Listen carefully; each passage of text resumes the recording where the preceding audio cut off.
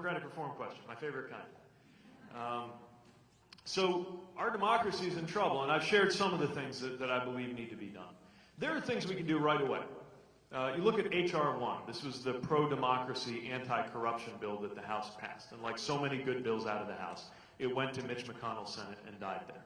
But it's full of things that would make a difference on removing the role of dark money in politics, making sure it's easier to vote, making Election Day a holiday, automatic voter registration, same-day voter registration, early vote. These will make our democracy more democratic. I think we should contemplate reforms to the Supreme Court, because we can't go on with the court being viewed as a nakedly political institution. This is not something you would do lightly. There would need to be a very serious national process on this. But in a country that's changed things many times in terms of what we expect from the court, we got to make sure that it can't be a political institution. It's got to stand apart. That's an important part of our democracy too.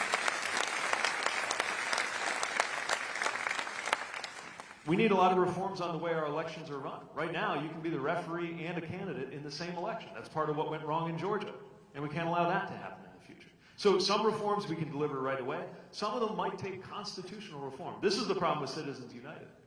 It may well, given the rulings that have come down, it may well take constitutional action to establish that we, the people, do not in fact believe that a corporation has the same political soul and political rights as a human being.